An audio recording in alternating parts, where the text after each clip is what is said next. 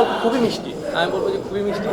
তটিনী কতটা মিষ্টি? হ্যাঁ ও হ্যাঁ, তটিনী এমনিতেই মিষ্টি, তটিনী সবসময় হাসে।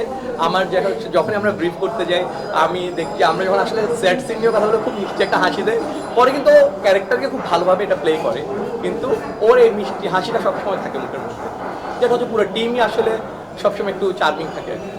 তবে পুরোটাই মিষ্টি না, কিন্তু এর মধ্যে টকও আছে, ঝালও আছে।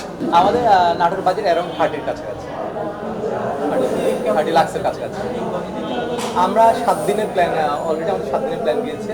হয়তো যদি আবার ফাঁসি, আমরা তো আসলে ট্রাই করি 7 দিনের মধ্যে করার, কিন্তু আমরা আসলে মাঝে মাঝে করতে পারি না, ফেসে গেলে হয়তো আমাদের আবার আরও একদিন করতে হতে পারে আর কি।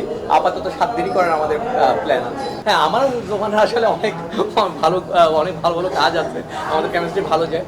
তটিনী হচ্ছে ক্যারেক্টারটা, মেয়েটা যে মিষ্টি ব্যাপারটা, সুইটনেস ব্যাপারটা, আমার যখনই আমরা আসলে গল্প নিয়ে চিন্তা করছিলাম আমি আর জোবান, আমি একটু বলি আমরা তখনই বারবার বলছিলাম যে এই গল্পটা ক্যারেক্টারটা তটিনীর সাথে অনেক ভালো যায়, যেভাবে আসলে ওকে আমরা স্ক্রিনে দেখি, সুন্দর মিষ্টি ব্যাপারটা।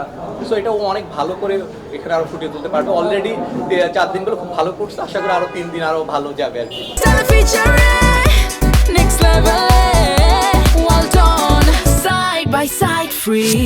জোবানার তটিনীর সাথে এটা আমার ফার্স্ট কাজ, ওদের জুটির সাথে আমার অনেকগুলো কাজ করা হয়েছে। অনেক দিনের ইচ্ছা ছিল যে ওদের জুটিটা নিয়ে কাজ করব, কিন্তু কোনোভাবে গল্প ম্যাচ করছে না বা আমাদের তিনজনের একটা পছন্দ মতো গল্প হচ্ছে না।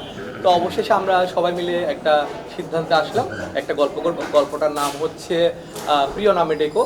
সো এই গল্পটা আমার গল্পের ডিরেকশন আমার আছে, আর চিত্রনাট্যে তাওকির ভাই আছে, সাথে আমিও আছি, দুজন মিলে চিত্রনাট্য করা আছে। সো আমরা ট্রাই করছি যে যতটা ভালো করা যায়। ঈদে রোজার ঈদে এই কাজটা আসবে। সো আমরা অনেক আশাবাদী এই কাজটা নিয়ে, কারণ আমাদের সবারই অনেকদিন পরিশ্রম হচ্ছে। আজকে 4র্থ দিন চলছে, আমাদের হয়তো আরো 3টা দিন শুট করা হতে পারে। এবং আমি একটু বলি, এই গল্পটা দাদা ফিল্মের জন্য রেখে দিয়েছিল, কিন্তু সে সামহাওটার জন্য করছে না, এখন নাটকে করছে। আচ্ছা, এই গল্পটা আসলে আমরা অনেক দিন আগেই লেখা গল্পটা, 2-3 বছর আমার ইচ্ছা ছিল একটু বড় পরিসরে করা। সো আগে যেমন করতে পারতাম না, বাজেটের একটা স্বল্পতা ছিল। এখন যেটা হয়, আমরা নাটকে একটা ভালো একটা বাজেট পাই, প্রডিউসাররা দিচ্ছে।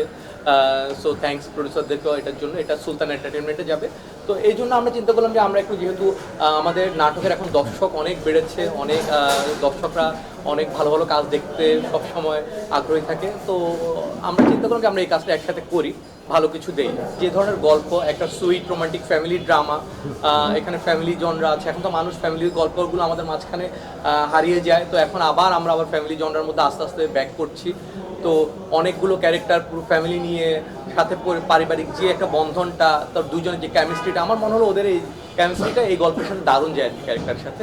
এই জন্য এলো খবরের কাগজ, নিখাত, নির্ভীক, নিরপেক্ষ।